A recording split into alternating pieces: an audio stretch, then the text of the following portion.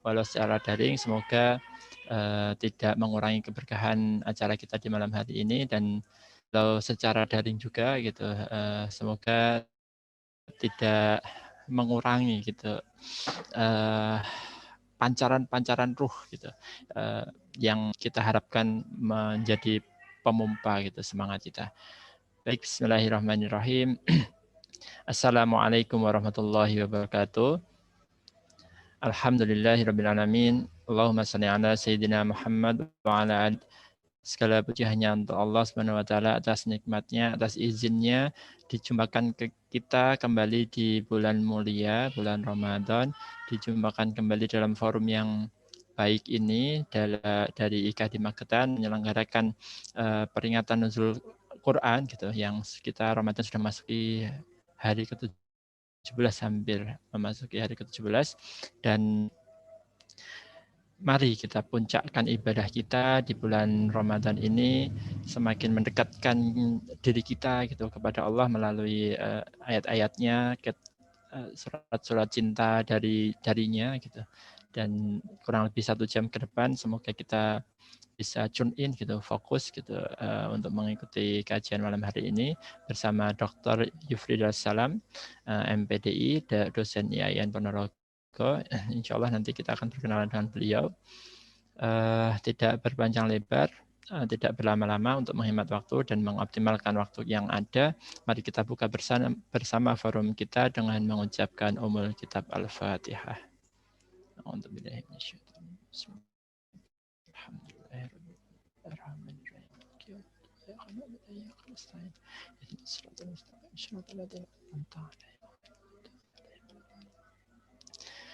Amin.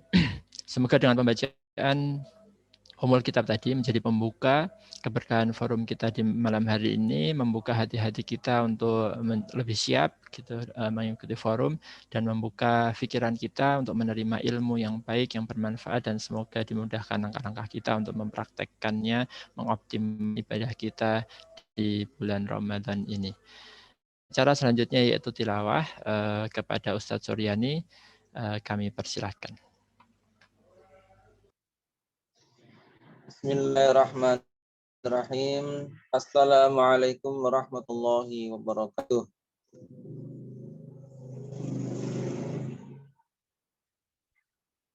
A'udzu billahi minasy syaithanir rajim. Bismillahirrahmanirrahim. Sa'ala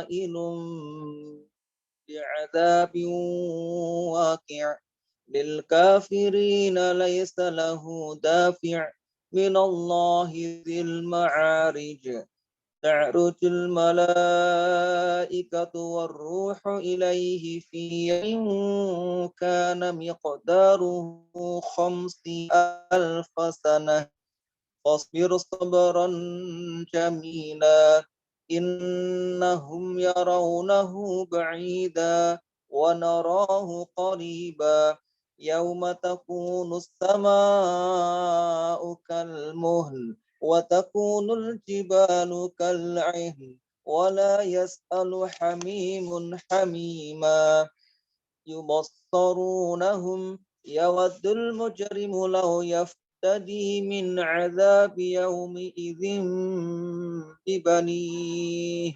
وصاحبته وأخيه وفصيلته التي تؤويه ومن في الأرض جميعا ثم ينجيه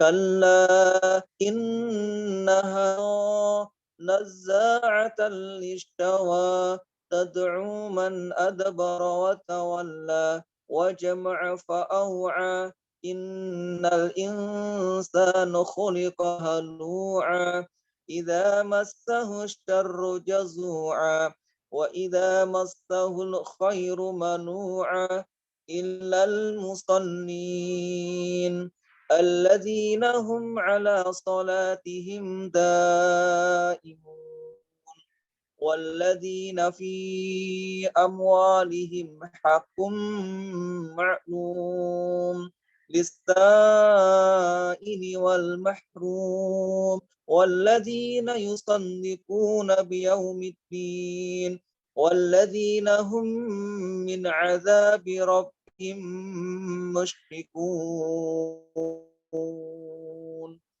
صدق الله العظيم. السلام عليكم ورحمة الله وبركاته. Waalaikumsalam warahmatullahi wabarakatuh.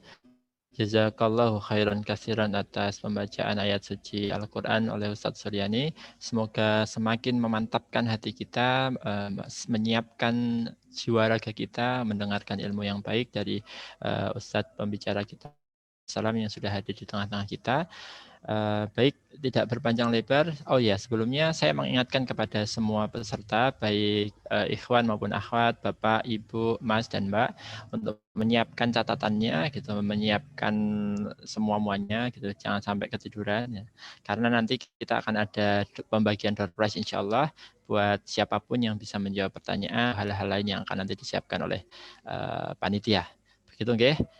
Mari fokus menyimak paparan dari Ustadz Dr. Yufridal Salam MPDI, kurang lebih 40 menit ke depan. Saya pada jenengan. Tafadhal.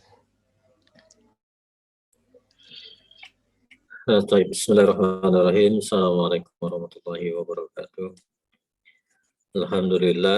Alhamdulillahirabbil alamin alladzi hadana bil imani wal islam wahdina ila syiratal mustaqim syiratal ladzina an'amta 'alaihim ghairil maghdubi alaihim waladdallin. La ilaha illallah asyhadu anna Muhammadan abduhu wa rasuluhu la nabiyya ba'dah. Pada panitia dan jazakumullah pada Mas Angga ya, dan pada kesempatan ini Masya Allah bisa ketemu dengan Bapak Ibu semua pada malam hari ini, malam ke berapa ini kita Insya Allah sudah masuk ke minggu kedua ya, minggu kedua di Ramadan ini. Bapak Ibu yang dimuliakan oleh Allah Subhanahu wa taala, izinkan saya hanya berbagi saja, tidak isi orang yang alim ya, tidak dalam posisi sebagai seorang ustadz, tidak sebagai posisi sebagai seorang ulama. Saya hanya menyampaikan apa yang saya baca dari tafsir, dari hadis Nabi Muhammad SAW. Baik, Ramadan ini memang Allah memperkenalkan Ramadan kita ini dengan Al-Quran. Jadi Allah tidak memperkenalkan dengan puasa. Jadi syahrul Ramadan unzila fihi Quran. Jadi bulan Ramadan ini Allah memperkenalkan kita dengan Al-Quran. Syahrul Ramadan unzila fihi Quran hudal linnasi wa bayyinatin minal huda wal furqan. Dalam berinteraksi dengan Al-Quran ini ada beberapa unsur yang mungkin kita bisa lakukan proses interaksi kita dengan Al-Quran. Yang pertama adalah qiraah, yang kita dengan qiraah ya. Jadi kalau kita membaca surat Al-Alaq, kita akan menemukan Iqra' bismi rabbikal ladzi khalaq. Nah, apakah yang disebut dengan Iqra'? Membaca itu. Para mufassir menjelaskan kata Iqra' itu kembali kepada Al-Quran. Artinya Allah meminta untuk membaca Al-Quran. Tapi dari sisi linguistik, dari sisi bahasa, Iqra' itu artinya adalah menghubungkan huruf demi huruf. Jadi huruf demi huruf. Nah, Subhanahu wa taala lewat Nabi Muhammad sallallahu alaihi wasallam satu kalimat, tetapi dia terdiri dari bagian-bagian huruf ya. Ya, alif, lam. Jadi alif itu 10 kebaikan bagi yang, dan lam itu 10 kebaikan, dan mim itu 10 kebaikan. Dan Allah Subhanahu wa taala, kalau para ulama menghitung Al-Qur'an ini, berapakah huruf Al-Qur'an ini, ternyata hampir 1.006.000 huruf ya Al-Qur'an itu.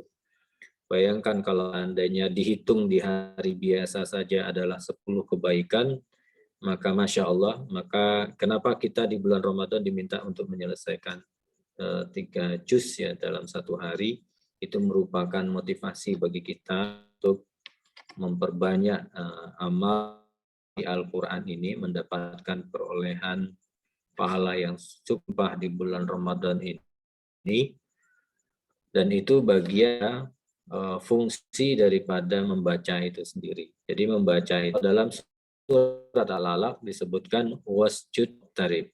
Arah baca itu adalah sujud dan semakin mendekat. Jadi maka Mas'ud, ini Abdullah bin Mas'ud ini adalah sahabat baginda Nabi Muhammad. Beliau adalah as-sabiqun al-awwalun. Kalau kita lihat sejarahnya, beliaulah yang berada di majelisnya Nabi di rumahnya Arqam bin Abi Arkam ketika Umar bin Khattab masuk Islam pertama kali. Yang membukakan pintu itu sebenarnya Abdullah bin Mas'ud. Beliau ini kecil badannya, kakinya pincang, tetapi memiliki ruhiyah yang sangat luar biasa. Kita masih ingat dianya Abdullah bin Mas'ud dan Rasulullah ketika Umar masuk Islam. Umar datang katanya, ketika Umar itu sudah mengeluarkan pedangnya ketika akan masuk ke rumahnya Abdullah bin Arqam bin Abi Arkam. Tetapi Rasulullah Shallallahu Alaihi Wasallam dengan tegas mengatakan ketika akan dibuka oleh Abdullah bin Mas'ud, apa kata Rasulullah? Biar aku yang membuka. Ada bahasa yang tegasnya. Saya melihat bahasa ini adalah bahasa jiwa yang lahir dari yang penuh dengan Al-Quran. Jadi bahasa kepemimpinan yang lahir dari kekuatan nur Al-Quran. Jadi makanya kita berdoa, Allah Al-Quran Rabi'a fi qulubina, ya Allah jadikan Al-Quran itu musim semi di hati kami, ya Allah. Waj'al Qur'ana nura fi sudurina, dan jadikan Al-Quran itu cahaya di hati kami, ya Allah. Ketika Al-Quran itu ada di seseorang, ada di pikiran seseorang, ada di lisan seseorang, ada di mata seseorang, maka lisan yang keluar itu menggugah. Jadi kita tahu bahwa ketika Umar datang ke rumahnya Arqam bin Abi Arkam itu, bagi dalam ada Hamzah, ada bin Abi Thalib, Abdullah bin Mas'ud. Ketika itu berdiri semua. Betapa tegangnya, karena kita tahu Umar ya. Kalau Umar sudah mengeluarkan pedangnya, tidak akan masuk ke dalam sarungnya kecuali ada aliran darah yang keluar dari pedangnya Umar bin Khattab. Dan itu menegangkan ketika itu. Lalu apa bahasa yang disampaikan oleh Rasulullah SAW? Bahasa seorang yang memiliki wibawa, memiliki nilai kepemimpinan, kewaraan, dan sebagai seorang ulama. Ya. Apa kata Rasulullah dengan tegas?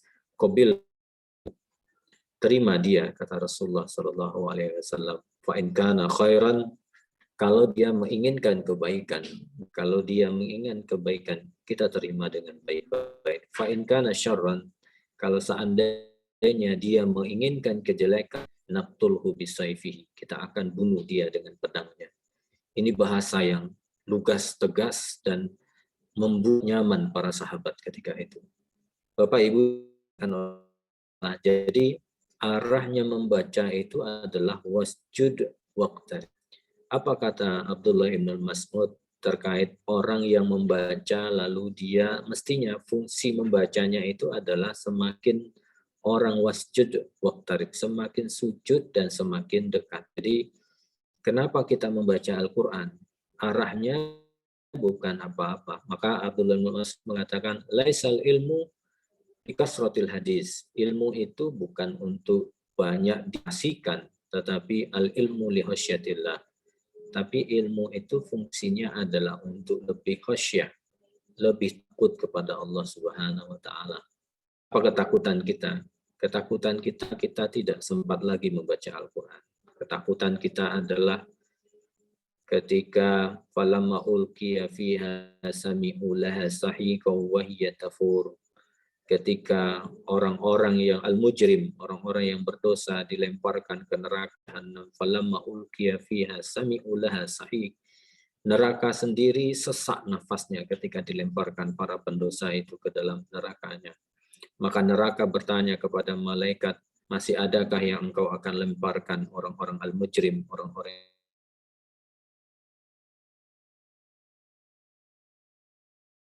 musihim inda rabbihim rabbana absar wa sami'na farji'na na'mal.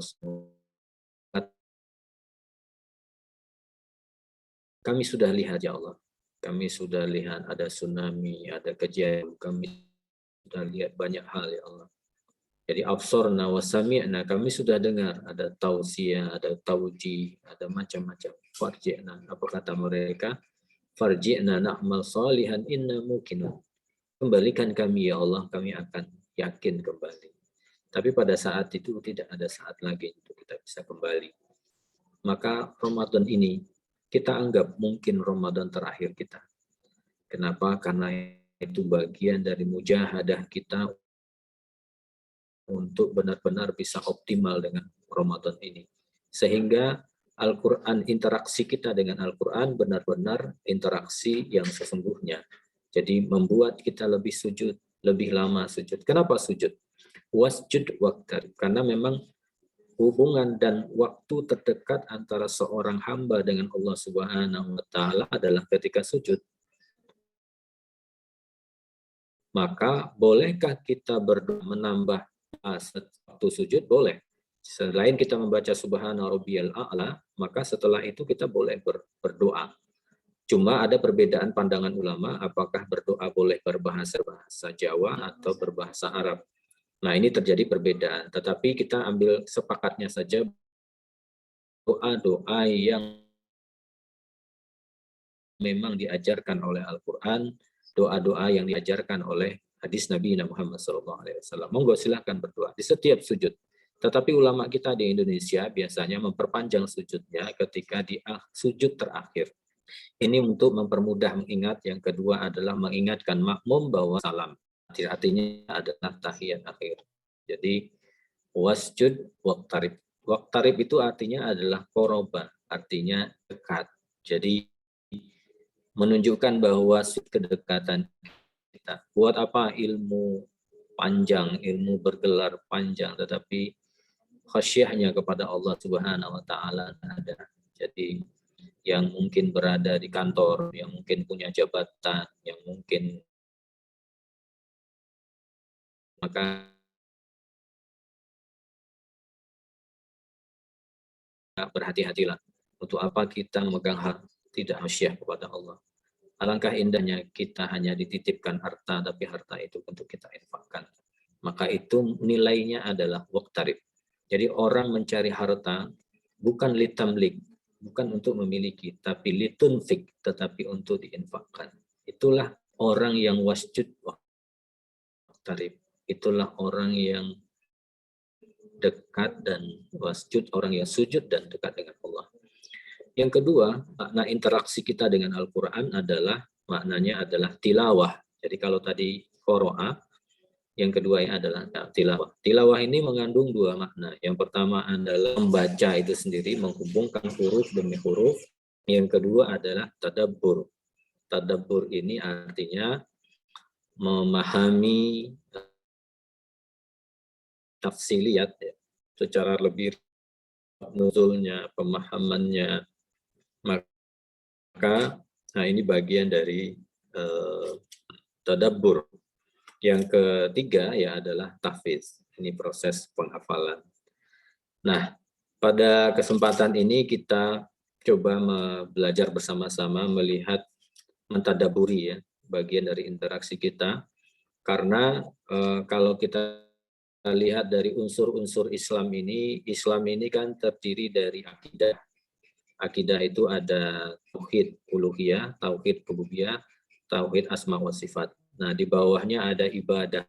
Ibadah itu ibadah mahdoh, ada ibadah disebut dengan syariah ya. Syariah itu ada, dan yang ketiga ada akhlak. Kita paham bahwa yang tiga ini, apakah dia ada, apakah syariah, apakah akhlak, itu payungnya adalah Al-Quran dan sunnah Nabi Muhammad SAW. Maka diibaratkan oleh para ulama, itu adalah di bawah dia hanya mengambil sari untuk didistribusikan ke batang. Batangnya ini akan sehat kalau seandainya akarnya bagus. Jadi kalau kita belajar akidah, sesungguhnya itu dan syariah kita berjalan dengan baik, ibadah kita dan muamalah kita baik. Nah, dari mana sumbernya dua hal ini? Sumbernya dari Al-Quran. Makanya ibadah syariah itu, baik itu ibadah, harus fi'lan wa qasdan. Harus berdasarkan caranya yang benar. Gitu, caranya juga benar, tujuannya juga harus benar. Jadi payungnya akidah dan syariah itu adalah Al-Quran. Jadi akidah itu akarnya mengambil sari makanan dari bawah, walaupun tidak kelihatan, tapi membuat pohon itu produktivitas seseorang sebenarnya adalah hasil dari pembacaan dari Al-Quran, pembacaan dari hadis Nabi Muhammad SAW. Jadi ketika Al-Quran tilawah tadi ya, artinya dia membaca, dia mentadaburi, maka insya Allah akan menjadi sebuah aktivitas yang lebih produktif. Sekarang coba kita mengambil satu bagian saja. Jadi surat Al-Furqan ya. Al-Furqan. Al-Furqan 63 64 ya. Kalau cukup nanti 65. Di surat Al-Furqan 63 ini Allah menyebutkan satu golongan yang disebut dengan ibadur rahman. Jadi ibad itu dari kata jamak abad, ya, abdun artinya hamba. Rahman itu adalah namanya Allah. Jadi Rahman itu kasih sayang yang tidak ada batasnya. Seluruhnya Allah berikan kasih sayang kepada makhluk, seluruh makhluk, baik hewan, binatang, bebatuan. Jadi ibadur rahman artinya seorang hamba yang memiliki sifat rahman subhanahu wa ta'ala. Jadi yang disebut dengan ibadur rahman. Nah, kenapa kita mengambil pelajaran dari ibadur rahman ini? Karena ini adalah hasil daripada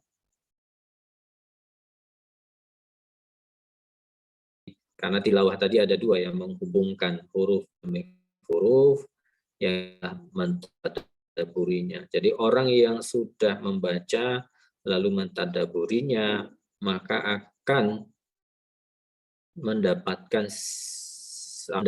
gelar yang disebut dengan ibadur rahman. Nah, lebih rinci Allah menyebutkan siapakah ibadur rahman.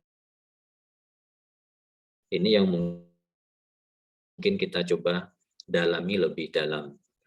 Ibadur rahman allazi yamsuna 'alal ardi haunan, ya. Jadi di dalam tafsir disebutkan ibadur rahman as-salihun, orang yang soleh. Tapi kalimat yang dipakai, kata yang dipakai oleh para ulama as-salihun, bentuknya adalah kata benda. Ya, kata benda dia ism fa'il. Yang kata benda ini dengan kata kerja perbedaannya adalah kalau kata kerja itu kata benda itu tidak memiliki waktu. Artinya dia sabat, artinya dia tetap. Artinya sifat kesolehannya itu tetap. Jadi kalau ada orang yang selalu suka berinfak, artinya dan itu sudah mendarah daging di dalam dirinya. Kalau seseorang itu dia punya kasih sayang lebih kepada makhluk dan apapun interaksi dia dengan siapapun interaksi dia dan itu melahirkan sebuah kasih sayang, itu luar biasa. Maka Nabi SAW punya amalan yang oleh para sahabat, hanya istrinya yang tahu. Makanya Nabi Muhammad ketika wafat ditanya oleh Abu Bakar Siddiq kepada Aisyah. Aisyah ini anaknya Abu Bakar. wahai Aisyah, adakah amal oleh orang banyak? Apa kata Aisyah? Ada ayahku, bahwa Nabi Muhammad SAW selalu datang kepada orang Yahudi yang buta, sudah tidak memiliki, lalu memberikan makan kepadanya. Umar menggantikan posisi itu. Orang Yahudi ini tahu ini bukan orang berikan. Abu Bakar bertanya, kenapa kau tahu? Karena orang yang biasa kau memberikan makan kepadaku selalu mengunyah makanannya lalu memberikan kepadaku. Dan aku selalu diberikan suapan. Setiap suapannya aku ejek Muhammad Sallallahu Alaihi Wasallam. Dan Nabi tidak pernah membalas. Abu Bakar Siddiq ketika itu menangis, betapa berat kau tinggalkan wahai Muhammad. Lalu Abu Bakar bertanya kepada orang Yahudi buta ini, tahukah engkau siapakah yang memberikan makanmu setiap hari tersebut? Apa kata Yahudi? Aku nggak tahu. Dia Muhammad Sallallahu Alaihi Wasallam. Artinya bahwa sifat kesolehannya, man as-salihuna, itu sudah ada mengkarakter di dalam dirinya. Karena sifatnya adalah kata benda, dia sabat. Kalau kata kerja itu bisa saja berubah. Jadi pagi berubah, siang berubah, asar berubah, maghrib bisa berubah. Jadi itulah as-salihuna yamshuna al-ardi bisakinah. Berjalan di muka bumi ini dengan tenang, ya tenang. Kenapa? Kenapa tenang? Karena sudah tahu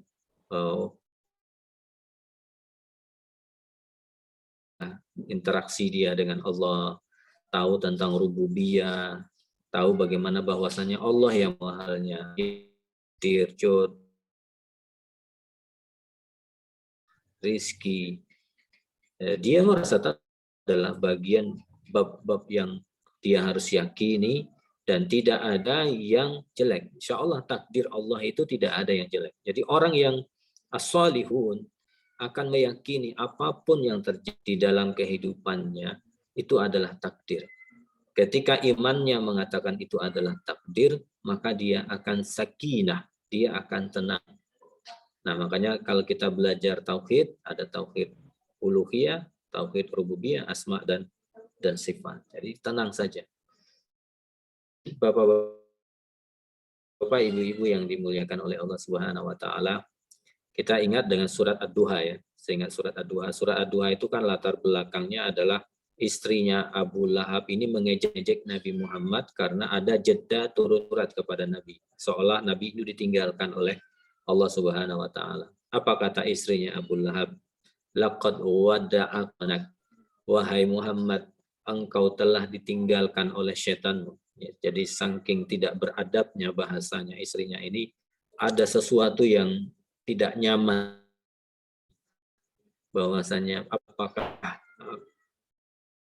rasa itu selalu diejek, dihinakan, bahwasanya Nabi, termasuk Nabi Muhammad ketika di pangkuannya ada anak terakhir Ibrahim yang laki-laki ya. Nabi itu punya anak Qasim, yang kedua adalah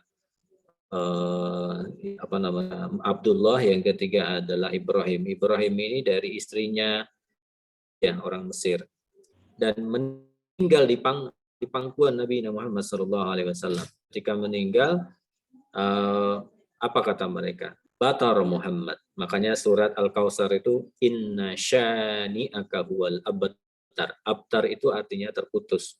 Muhammad pernah disebut namanya lagi Muhammad karena tidak punya anak laki-laki, karena tradisi Arab punya anak laki-laki itulah yang akan terus menyambungkan namanya. Abu Qasim misalnya kan gitu nama Nabi Muhammad SAW. Apa kata mereka? Batar Muhammad, Batar Muhammad. Dan itu terus mereka kumandangkan. Ketika surat Duha pun sama seperti itu.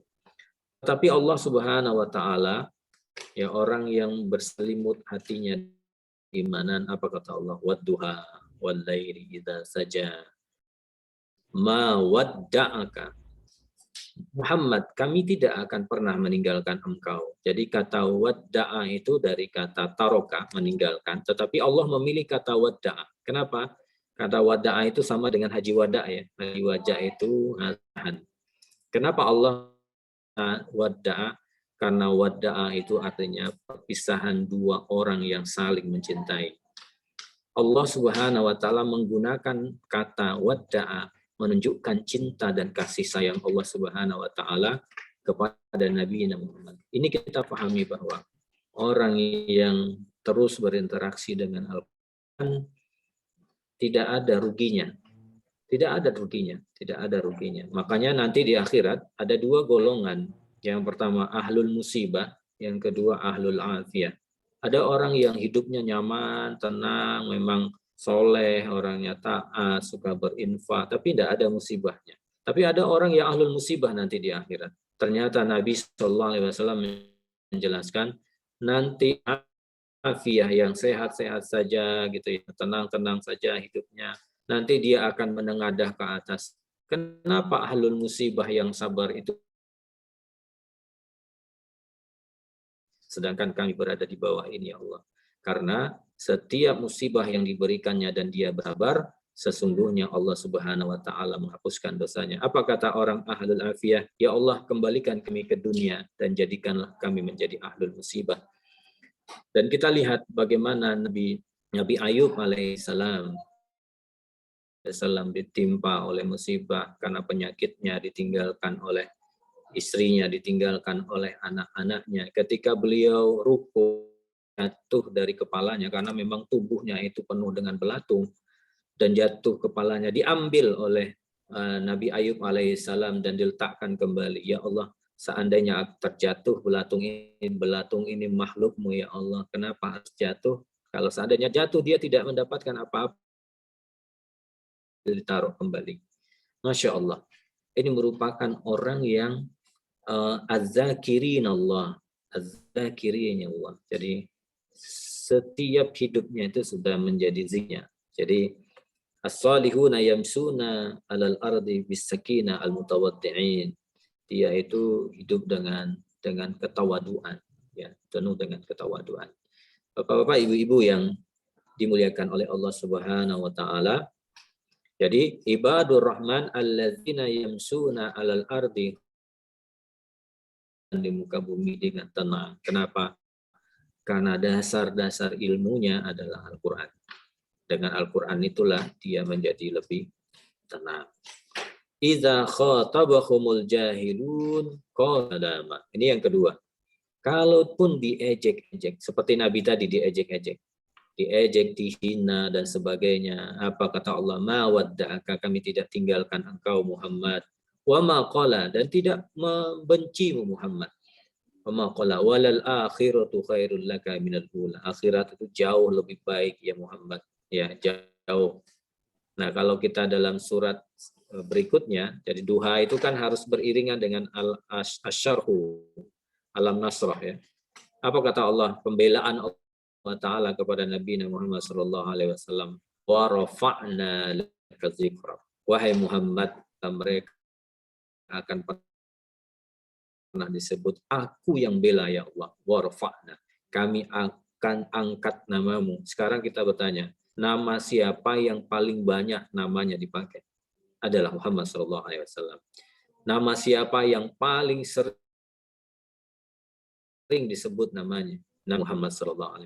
Setiap sholat, setiap azan, di setiap iqamah. Karena memang itu janji Allah. Warfa'na laka dzikra. Jadi kita pahami bahwa jangan mengharap-harap ditinggikan, tapi tinggulah. Kalau Allah sudah angkat namanya, maka manusia tidak bisa menurunkan nama itu. Kenapa? Karena janji Allah. Warfa'na laka dzikra. Nabi Muhammad SAW, iza khatabahumul jahilu qalu sama. Diejek, dihina. Apa kata Nabi SAW? Salama. Nabi Muhammad dilempari dengan kotoran. Di setiap sujud dilempari kotoran. Di setiap dia berangkat dilempari kotoran. Dan sampai Fatimah radhiyallahu an harus membersihkan kotoran itu di punggung Nabi ketika Nabi Muhammad sujud. Dan ketika orang yang melempari Nabi itu tidak ada, Nabi mencarinya. Mana orang yang melempariku setiap hari itu? Dan Nabi lah yang pertama kali menjenguk orang tersebut dalam kondisi sakit. Apa kata orang ini? Tidak ada yang menjengukku, wahai Muhammad, kecuali engkau. Dan kasih sayang itulah yang menyebabkan orang tersebut masuk Islam. Masya Allah. Jadi tidak selalu setiap cacian, hinaan kita balas dengan kehinaan, tetapi kita balas dengan salam. Bapak-bapak, ibu-ibu yang dimuliakan oleh Allah, inilah disebut dengan ibadur rahman. Jadi yang pertama dia berjalan dengan ketauhidan, yang kedua adalah ada yang mengejeknya, ada yang menghinanya, dia selalu mengatakan salaman. Bapak-bapak, ibu-ibu yang dimuliakan oleh Allah. Berikutnya adalah yang ketiga, wallazina yabituna lirabbihim sujjadan wa qiyama. Apa yang dimaksud allazi yabituna adalah wallazina yuksiruna minas salatil lailil mukhlisin.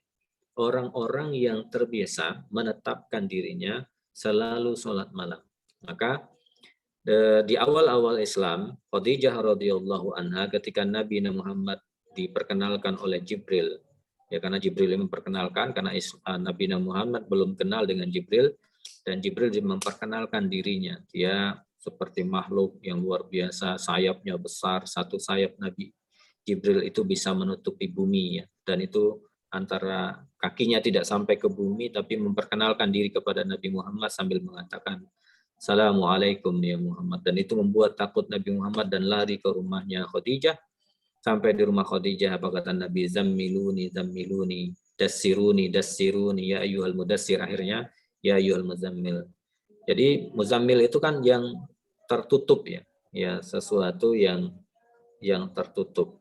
Nah, kalau kita melihat ya ayyuhal muzammil itu qumil laila illa qalila. Ya, ini awal bagian dari ibadah kenabian bahwa sholat tahajud itu dulu dilakukan mulai dari nisfahu au zid minhu qalila. Jadi antara jam 12:30 1 dan itu sampai nanti subuh. Jadi kira-kira 5 jam. Jadi sholat sunnah, sholat tahajud itu dulu wajib. Sholat tahajud itu dulu wajib. Nah, jadi Masya Allah ya.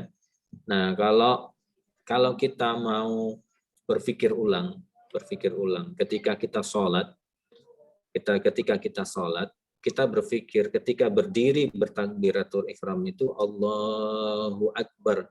Kalau sebelumnya kita berpikir, ya Allah, apakah ini sholat terakhir saya? Apakah ini sholat tahajud saya terakhir? Apakah ini bacaan, huruf-huruf bacaan terakhir saya?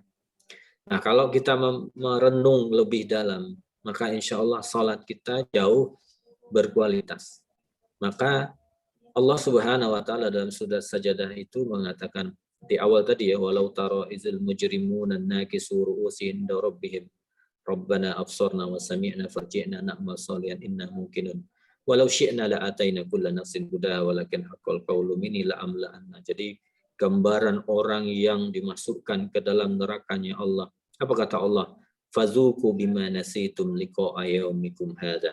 Rasakanlah tentang yang kalian lupakan, tentang pertemuan yang sebenarnya ini, kata Allah. Jadi ada pertemuan kita dengan Allah yang pasti di akhirat. Apa kata Allah? Fazuku bima nasikum. Rasakanlah apa yang telah kalian lupakan, kata Allah. Ini yang paling menyakitkan. Inna nasinakum. Saat ini kami yang melupakan kalian. Na'udzubillah. Na'udzubillah. Summa na'udzubillah. Kalau di dunia ini orang melupakan kita, masih ada tempat kita bergantung. Ada tempat kita bertanya, ada masjid, ada ulama, ada ustadz, ada siapa, ada saudara. Tapi nanti di akhirat kelak, ketika Allah mengatakan, Inna nasinakum, kami akan lupakan kalian, fazuku, rasakanlah azab. Ini semua luar biasa. Jadi, kenapa ibadur rahman itu diperkuat dengan sholat tahajud? Karena kekuatan, karena sholat itu isinya adalah Al-Quran. Jadi kekuatannya adalah Al-Quran. Jadi sholat kita itu adalah Al-Quran. Makanya ketika Nabi Muhammad SAW datang ke masjid bertemu dengan Bilal, apa kata Nabi Muhammad SAW? Arihna ya Bilal, istirahatkan kami wahai Bilal. Pertanyaannya, kalau Nabi bilang begitu kepada Bilal, berarti kan tandanya sholat. Jadi sholat itu bagi Nabi Muhammad SAW adalah istirahat. Istirahatnya jiwa ini. Artinya, kalau kita tanya adalah apa itu sholat? Zikir. Di dalamnya apa? Di dalamnya adalah Al-Quran. Artinya bagi orang mukmin, Al-Quran itu tempat istirahatnya. Jadi ada orang yang kegersangan dengan Al-Quran, berarti dia tidak mendapatkan tempat istirahat di muka bumi ini. Tidur itu memang istirahatnya fisik, tetapi bukan istirahatnya jiwa. Tapi orang yang selalu arihnya ya Bilal, istirahatkan kami Bilal. Kita tahu ya, sholat itu kan gerakan fisik. Gerakan badan, gerakan lisan, bacaan di dalamnya. Tetapi baginda Muhammad SAW itu adalah tempat istirahatnya. Masya Allah. Jadi kenapa? Walladzina yabituna li rabbihim sujjadan wa qiyama? Karena memang sholat itu adalah Al-Quran, dan itulah yang mengokohkan dua hal di atas. Orang yang berjalan di bumi dengan tenang, lalu dia selalu kalau dihina, lalu memuliakan orang yang menghinanya. Ya. Jadi kalau kalau ada orang yang berhutang kepadanya, dia maafkan hutang-hutangnya gitu ya. Jadi Masya Allah, kenapa kita juga di akhir Ramadan ini kan ada sunnahnya ya. Sunnahnya kalau di akhir Ramadan ini kita membaca Allahumma innaka afuwun tuhibbul afwa fa'fu anni. Ya Allah, Engkau Maha Pemaaf ya Allah. Apa bedanya istighfar dengan al-afu? Istighfar itu diampuni dosa kita, tapi catatannya masih ada. Namanya istighfar. Tapi kalau al-afu, diampuni dosa kita, catatannya hilang. Ya samalah, aku maafkan dirimu, tetapi masih membekas di hatiku. Jadi mestinya aku maafkan dirimu, aku hilangkan bekasnya. Jadi itulah yang disebut al-afu. Dan itu bagian dari kasih sayangnya Allah Subhanahu wa ta'ala. Terus yang selanjutnya, yang keempat, walladzina yaquluna rabbana srif anna azab jahannam. Nah, ini perlu ingat di bulan Ramadan ini di bab doa itu yang harus kita perhatikan adalah adabu doa. Doa itu ada adabnya.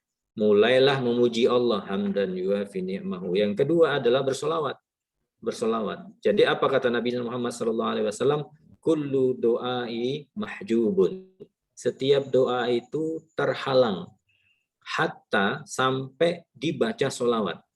Jadi sekuat apapun doa panjenengan kita semua, tapi lupa bersolawat ketika doa itu tertutup, cover, tertutup. Nah, sampai kita doa ala Ali Muhammad, maka terbukalah hijab itu. Jadi doa itu ada adabnya. Pertama memuji Allah, yang kedua membaca solawat, selanjutnya mulailah berdoa meminta surga. Jangan minta supaya selesaikan hutang dulu ya. Mintalah untuk mendapatkan surga. Allahumma inna as'alukal jannah. Maka sunnah membacanya di setelah salat tarawih, Allahumma nas'alukal jannah wa na'udzubika min sakhatika wan nar. Itu tartibu doa. Meminta surga dan dijauhkan dari api neraka. Nah, orang ibadur rahman adalah orang yang tidak lupa meminta kepada Allah. Yaquluna rabbana srif anna azab jahannam. Kenapa? Karena azab jahannam itu ketika kita mengatakan Allahumma srifna min azabi jahannam 3 kali saja, Allahumma srifna min azabi jahannam, Allahumma srifna min azabi jahannam, maka neraka jahannam itu yang berdoa kepada Allah untuk orang yang berdoa tadi. Apa kata neraka jahannam? Allahumma srifu min azabi jahannam. Ya Allah, jauhkan dia dari api neraka ya Allah Subhanahu. Yang berdoa siapa? Tadi kita yang berdoa, setelah itu neraka itu sendiri yang mendoakan kita kepada Allah Subhanahu wa taala. Inna azabah kana gharama. Inna asa mustaqarra wa muqam. Jadi Bapak-bapak, Ibu-ibu yang dimuliakan oleh Allah, sudah jam 9 Mas Angga. Masya Allah. Mungkin tidak semua ya. Sebagai penutup, saya ingin sampaikan bahwa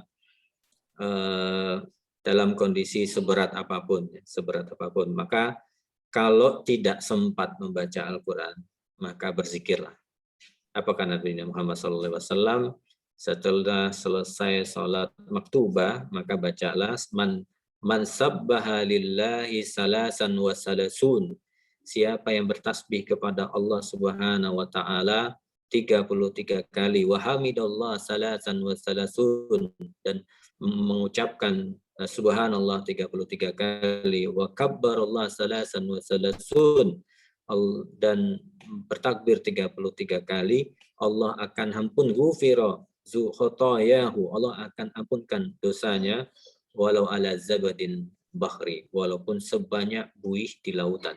Jadi selesai sholat zikirlah, karena memang zikir itu bagian dari Al-Quran itu zikir. Jadi ketika kita membaca subhanallah, alhamdulillah, Allahu akbar, dan itu bagian dari zikir, maka Allah akan ampunkan dosa kita sebanyak walaupun sebanyak buih di lautan.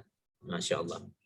Lalu Nabi Muhammad SAW melanjutkan bahwa siapa yang membaca ayat kursi, man qara'a ayatal kursi min kulli duburi shalah, lalu dia membacanya setelah selesai salat wajib, maka Allah ghufira dzunubahu, Allah akan ampunkan dosanya. Jadi Allah Subhanahu wa taala akan ampunkan dosa orang-orang yang selalu membaca ayat kursi setelah salat wajib. Jadi kalau memang kesempatan kita sempit, tidak terlalu banyak waktu, selesai sholat, makalah jangan meninggalkan hal-hal yang sunnah seperti ini. Saya rasa demikian Mas Angga, mungkin hal itu yang dapat saya sampaikan. Mungkin ada hal yang ingin didiskusikan, monggo. Kalau bisa saya jawab, saya jawab. Kalau tidak, ya nanti saya kirimin jawabannya ke Mas Angga ya. Saya rasa demikian. Aku qauli hadza, astagfirullahaladzim. Assalamualaikum warahmatullahi wabarakatuh. Waalaikumsalam warahmatullahi wabarakatuh. Jazakallahu khairan katsiran atas pemaparan, penyampaian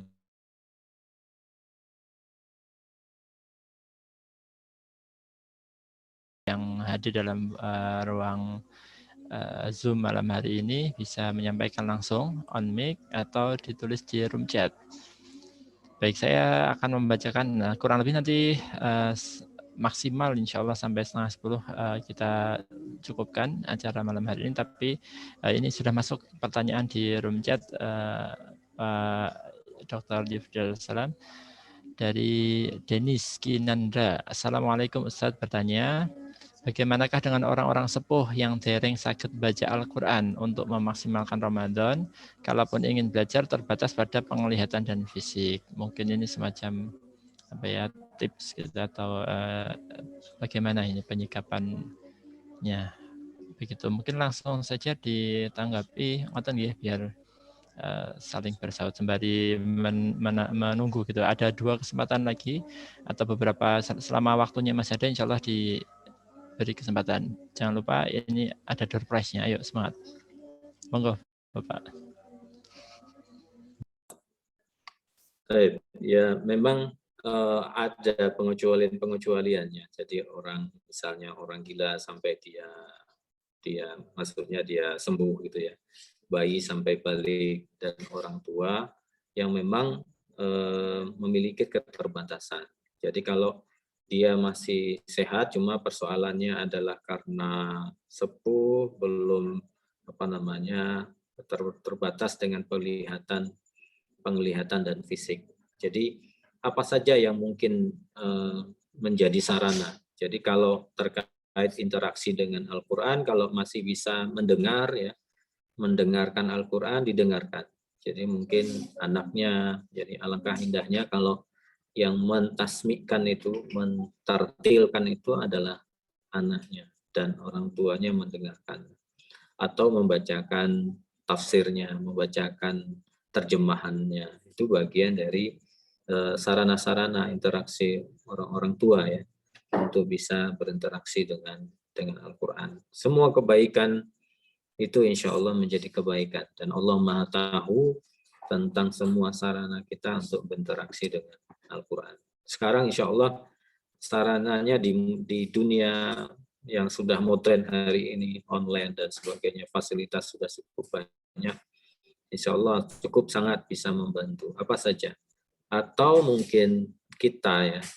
Makanya di dalam ibadah itu termasuk haji itu bisa badal. Tapi kita harus haji dulu kalau haji. Ya. Kalau haji kita haji dulu baru bisa menghajikan orang tua kalau haji badal. Tapi kalau terkait dengan interaksi Al-Quran, saya rasa ya bisa tasmi, bisa membacakan terjemahan, bisa bisa mendengarkan Al-Quran kepada orang tua kita. Ya, saya rasa demikian, Mas Angga. Siap, terima kasih atas penyampaiannya. Mungkin ada yang ingin menyampaikan pertanyaan, boleh raise hand atau langsung di on mic untuk menyampaikan pertanyaan-pertanyaannya kepada Bapak Ibu. Mas, Mbak, silakan.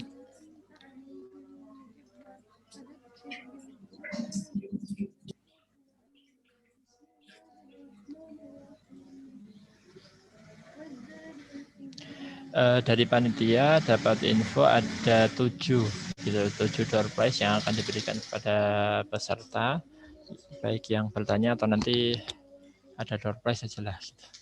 Insyaallah door prize-nya berupa voucher diskon gitu kan, dari Riki Risma Ketan, rok celana dan produk celana gunung, dan satu lagi ada ini Pak Ustadz, ada pulsa gitu, paket pulsa yang nanti akan dimasukkan kepada peserta yang hadir gitu. Oh, insyaallah. Ayo silahkan, ada yang mau menyampaikan pertanyaannya langsung mungkin di forum ini. Kayaknya door prize-nya ke ustadznya semua ini. Sayang ini nanti jika diambil sama panitianya.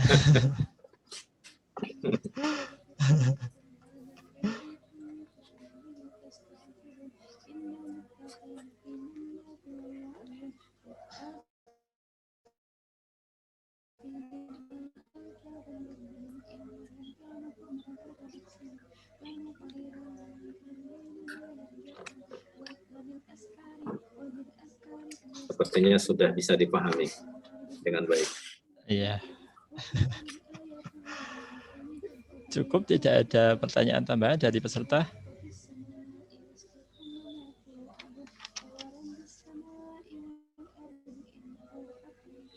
Wah, ini ada yang bertanya. Boleh langsung on mic, Bu Riah Lembean.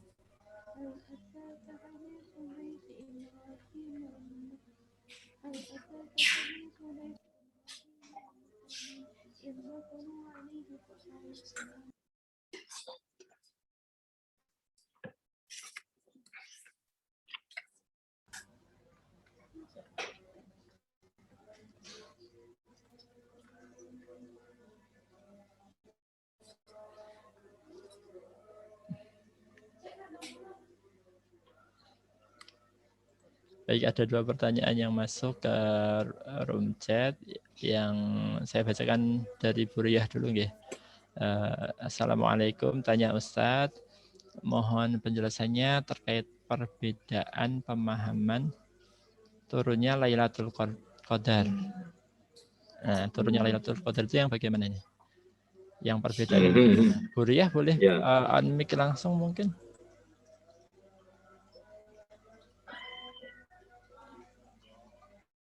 Oh, di malam ganjil atau malam genap.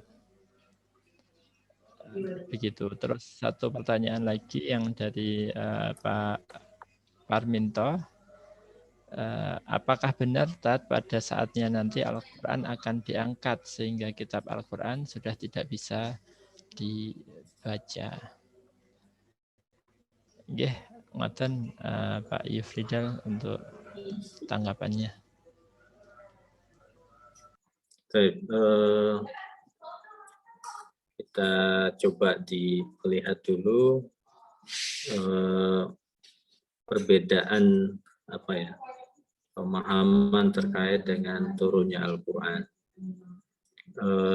Bapak-bapak, ibu-ibu yang dimuliakan oleh Allah Subhanahu wa Ta'ala, memang dalam surat Al-Qadar itu, Inna anzalna inna anzalna. Jadi ada dalam bahasa Arab itu ada kata anzala dengan nazzala atau tatanazzal ya. Anzala. Jadi kalau anzala itu kali turun.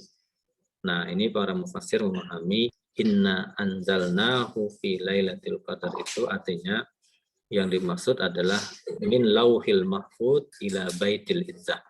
Yang dimaksud adalah Quran sekali turun dari lauhil mahfud ke baitul izzah. Nah, inilah yang disebut dengan al-qadar itu.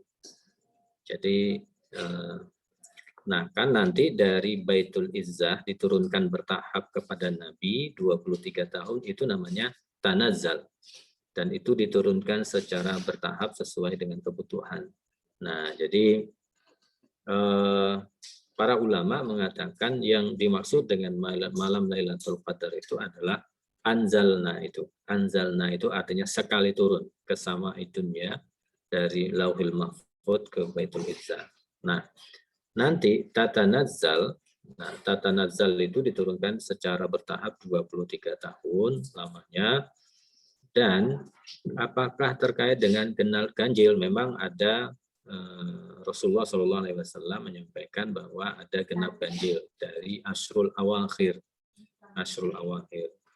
Tapi keumuman lafadznya bahwa Syahrul Ramadan ya, Syahrul Ramadan unzila fihil Quran ya. Jadi ini kan umum lafadznya bahwa Al-Quran itu di dalam bulan Ramadan itu unzila fihil Quran, diturunkan Al-Quran. Artinya sebagian ulama mengatakan ya Syahrul Ramadan itu kan dari malam pertama sampai malam terakhir. Jadi itu terkait dengan Al-Qurannya.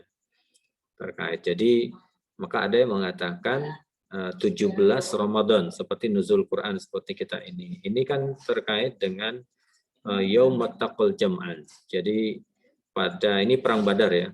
Yaumat Taqal Jam'an itu artinya berkumpulnya dua pasukan dan itu saat itu turun ayat Allah Subhanahu wa taala. Jadi kenapa 17 Ramadan itu akhirnya ulama di Indonesia di 17 Ramadan itu memperingati nuzul Quran? Itu dalilnya ada Yaumat Taqal Jam'an itu.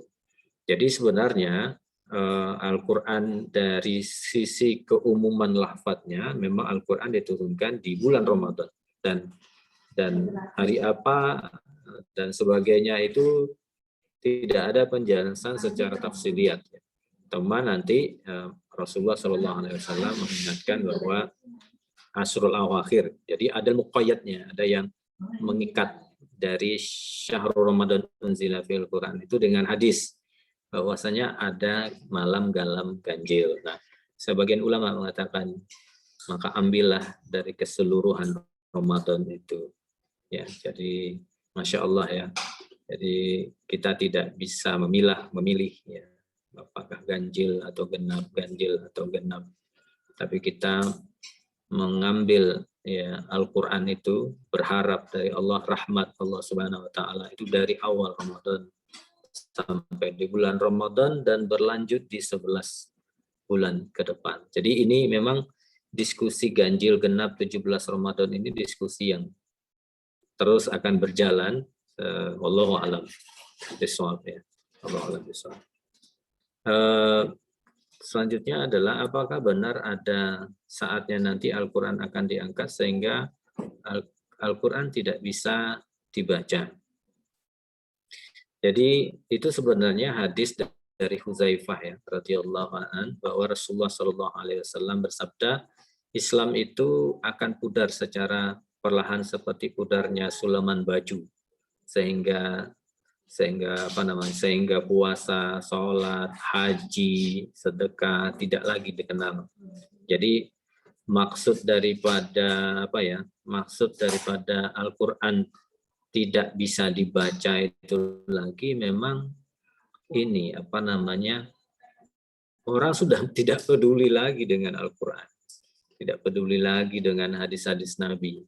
Sama dengan bahwasanya di bulan Ramadan itu surga dibuka, neraka ditutup, syaitan dibelenggu. Itu kan majas sebenarnya, bukan makna hakikat ya, bukan makna hakikat. Jadi surga dibuka karena memang Ramadan ini orang selalu ingin melakukan kebaikan, ya, bersedekah, berinfak, membaca Al-Quran. Itu kan kalau diteruskan itu akan menjadi pintu surga. Nah, kalau orang sudah arahnya kebaikan-kebaikan, otomatis tidak ada yang, kalau begitu halnya tidak ada akan ada yang masuk ke neraka. Dan setan dibelenggu itu maksudnya adalah otomatis karena bulan Ramadan itu menjadi sebuah kebaikan, gelombang kebaikan, maka setan insya Allah tidak berani untuk mendekat. Jadi bukan makna hakikatnya, tetapi makna majazi. Saya rasa demikian. Wallahu a'lam bishawab. Saya rasa demikian, Mas Angga. Siap. Terima kasih atas tanggapannya dari Pak Yufridal. Baik, ada yang mau on mic langsung? Jika sembari menunggu, mungkin saya izin ingin menyampaikan, bertanya mungkin ya Pak Yufridal terkait bukan fenomena sebenarnya, mungkin hanya kasuistik saja. Di kasus-kasus tertentu ada seorang hafiz gitu atau hafidhah gitu, hafal Quran gitu, taruhlah mungkin santri gitu ya atau santriwati, beliau sudah hafal Quran tapi dari secara akhlak gitu masih ya auratnya masih terbuka kadang gitu, atau merokok terus dan seterusnya gitu, hal-hal yang kurang pantas ada sekiranya kita menilai jika itu dilakukan oleh seorang yang hafiz atau hafidhah. Jika seperti itu bagaimana Pak tanggapannya jenengan, kira-kira apakah rasanya kok semacam kontradiksi gitu, dia dekat berinteraksi dengan Al-Quran tapi kok nggak ada akhlak gitu. Ya, memang uniknya di dalam Islam ini kasih sayang Allah itu luar biasa. Jadi ketika seseorang dia al-mujrim misalnya, dia pendosa, pelaku dosa itu kan Masya Allah ya, pelaku dosa itu yang mungkin melepaskan jilbab, melakukan kemaksiatan, tapi dia masih sholat, dia masih ngaji, dia masih mau. Dan itu luar biasa, itu sudah anugerah luar biasa. Kenapa? Karena semoga dengan terusnya dia menghafal, terusnya dia sholat, terusnya dia mengaji, semoga itu menjadi sarana dia untuk diberikan oleh Allah Subhanahu wa taala hidayah. Jadi kita tidak boleh memandang sebelah mata ya bagi orang-orang yang seperti itu, tapi terus kita doakan karena dia masih berinteraksi dengan Al-Qur'an, dan kita selalu berhusnuzon dan mendoakan semoga orang-orang yang seperti itu dengan terus dia berinteraksi dengan Al-Qur'an dan Allah berikan hidayah dengan Al-Qur'an itu. Jadi kita memandang dengan husnuzon saja. Jadi terus kita doakan insya Allah.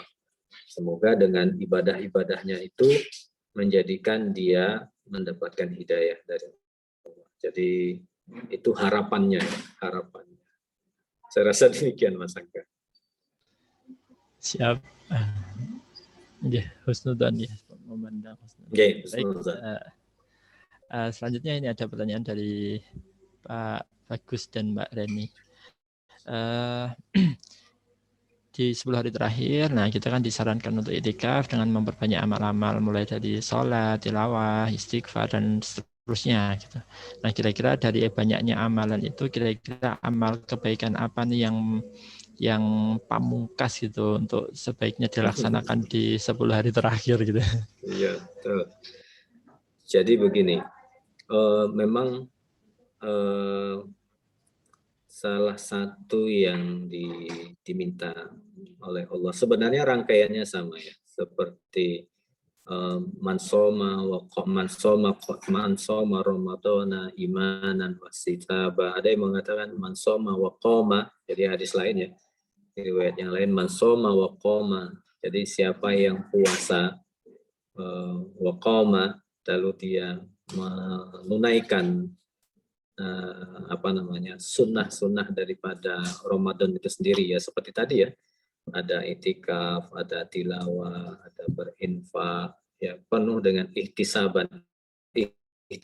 Ihtisaban itu dia memiliki dasar keilmuan yang cukup ya untuk melakukan fi'lan wa qasdan. Jadi caranya beribadah dia mengerti, tujuan beribadahnya dia mengerti. Nah, karena memang Al-Quran ini diturunkan di bulan Ramadan, maka interaksi dengan Al-Quran adalah sesuatu yang menjadi utama di dalam Al-Quran. Tetapi sholat itu isinya juga Al-Quran. Zikir itu juga isinya Al-Quran.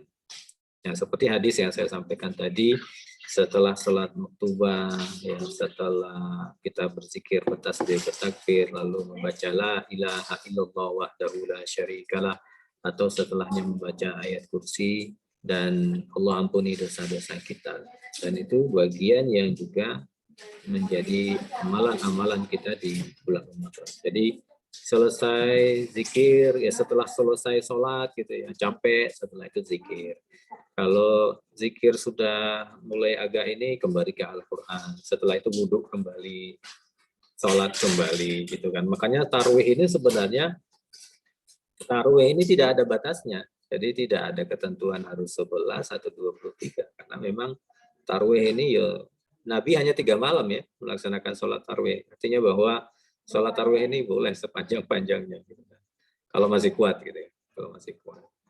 Jadi mungkin ya kalau di pagi hari itu kalau kita beriktikaf ya, ya mungkin amalan kita itu kira-kira berzikir, baca Al-Quran dan qiyam. Insyaallah. Siap.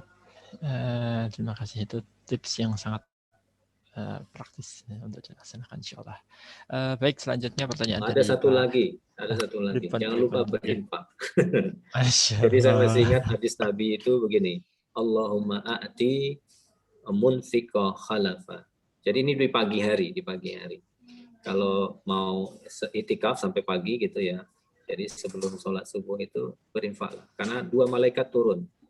Lalu malaikat mendoakan Allahumma anfik munfiqa, Allahumma a'ti munfiqa khalafa. Ya Allah, berikanlah berkah kepada orang yang berinfak di pagi hari itu. Dan doa malaikat yang lain mengatakan Allahumma a'ti mumsika talafa, ya Allah musnahkanlah harta orang yang tidak masih menahan hartanya di pagi hari. Jadi memang pagi hari itu disunahkan kita untuk berinfak. Insyaallah begitu Mas Angga, tambahannya. Ya. Pagi harinya itu lebih spesifik sebelum subuh gitu ya, atau ya waktu subuh itu? Tidak harus sebelum subuh, artinya di subuh hari itulah kira-kira. Siap. Ya mungkin habis subuh gitu, nggak sempat nanti karena memangnya kota amalnya ada di balik mimbar gitu ya. Siap. Baik, pertanyaan terakhir mungkin ini ya, dari Pak Heru. Di bulan Ramadan ini terkait bacaan Al-Quran, mana yang lebih diutamakan antara kualitas bacaannya atau kuantitas? Karena kadang kan terkejar target itu akhirnya sehari khatam gitu, atau itu rasanya ini sehari baca Quran terus apa ya gitu. 3 juz ya. Masya Allah. Ya Pak Heru, jadi Masya Allah. Jadi memang itulah tingkatan bacaan kita. Yang tadi adalah kiroah itu berarti kan tartil itu ya tartil itu. Dan tartil itu sebenarnya kalau kita menyebut kata tartil itu mengandung 2 makna. Pertama memang membaca, menghubungkan huruf dengan huruf. Yang kedua adalah memahami. Nah, kenapa kita diminta untuk secara kuantitas itu bacaannya sampai khatam itu, kita mengejar yang membaca tadi, bahwa 1 huruf itu 10 kebaikan. Kalau Al-Quran itu 1.006.000 sekian huruf, berarti kalau kita khotam 3 kali dalam Ramadan ini, Masya Allah. Nah, jadi kalau saya ditanya apakah kuantitas atau kualitas, ya monggo lah, ya kita pingin yang mana. Tapi bagi saya kalau dari sisi kualitas mungkin masih bisa kita buru di luar Ramadan ya, tapi di Ramadan ini ya mungkin kita tetap menjaga secara kualitas memahami, ya mungkin ada beberapa surat gitu ya sambil baca tafsir, Tapi jangan lupa secara kuantitas itu juga bagian dari proses tazkiyah kita kepada Allah Subhanahu wa taala. Proses pembersihan ini dan pahalanya Masya Allah. Dan kita ini Masya Allah tidak ada jaminan ya Ramadan akan datang, kita ketemu dengan Ramadan yang akan datang. Ya, saya rasa demikian Mas Angga.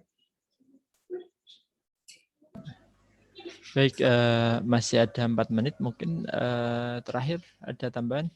Tidak ada? Baik, saya nyempil sedikit, nggak apa-apa ya? Ya, monggo. Ini, apa?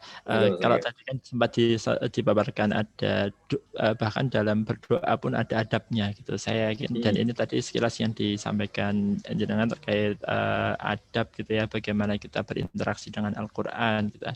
Nah, kira-kira sepengamatannya Pak Ustadz, kira-kira apa sih adab-adab apa yang mungkin sering terlena atau kita sering lalai dalam berinteraksi dengan Al-Quran, entah mungkin menjaga kesucian atau apa. Nah, sepengamatannya Pak Yufridal Salam, kira-kira selama mengamati gitu, interaksi kita, rata-ratanya kita dengan Al-Quran itu apa tuh adab yang mungkin terlupakan gitu, yang seharusnya itu dijaga baik-baik tapi malah disepelekan gitu. Ada mungkin. Iya. Jadi memang ada imam kitabnya Imam Nawawi itu ada halaman Al-Quran itu memang ada beberapa adab kita berinteraksi dengan Al-Quran. Ya pertama memang dalam kondisi suci ya itu jauh lebih baik dibandingkan dengan tidak dalam kondisi suci. Yang kedua adalah menutup aurat dan menghadap kiblat. Jadi yang tadi terlupa tadi ada dalam kondisi suci itu dan maksudnya adalah mungkin berwudu dulu ya.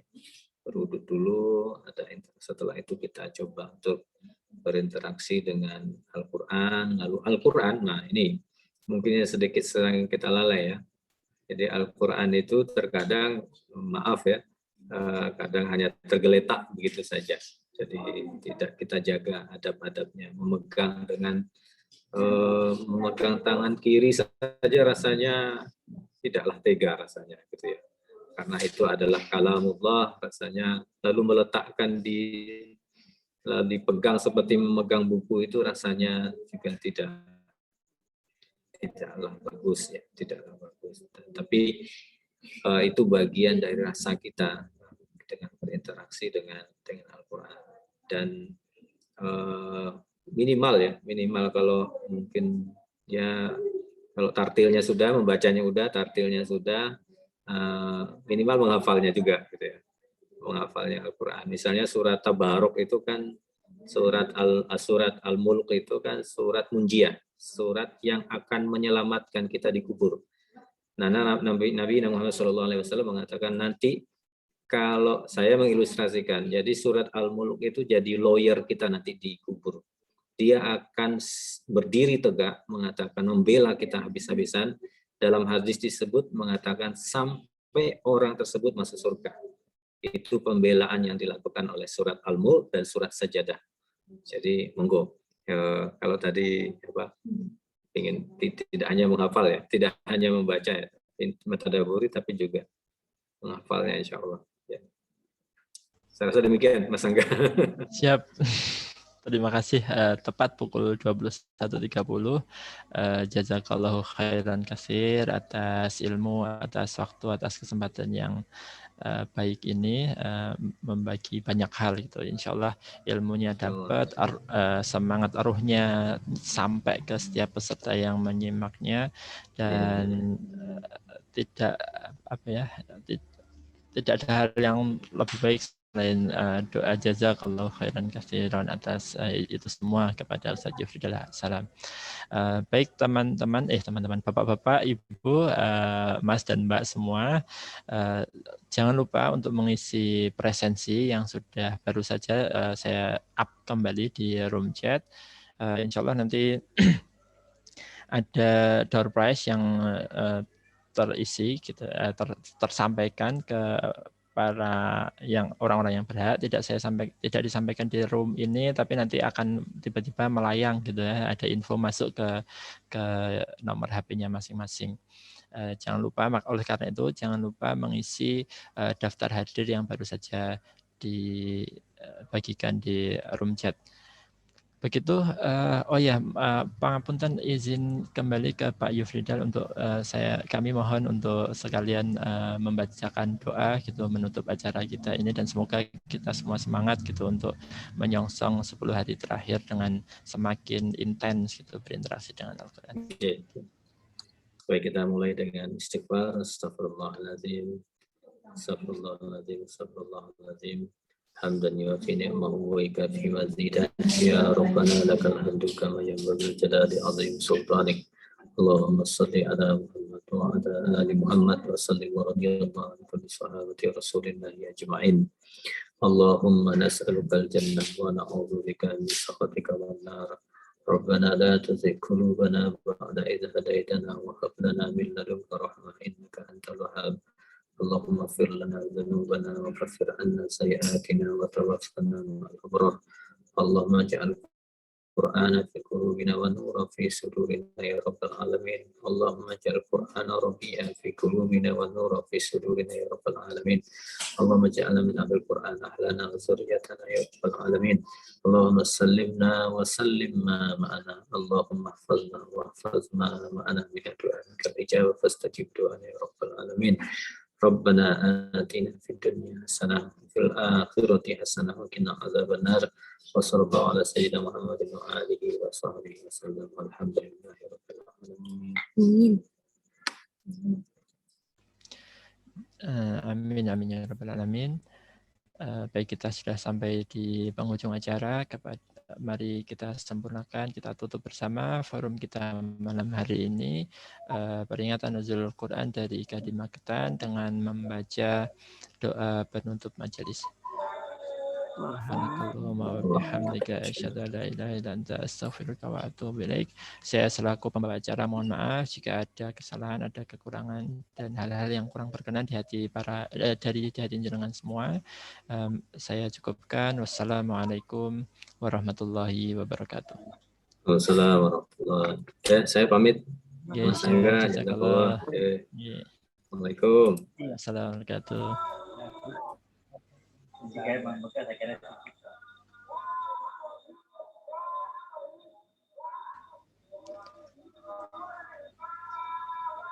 Jazakallah Kang Isra, Pak Angga. Nggih, Pak.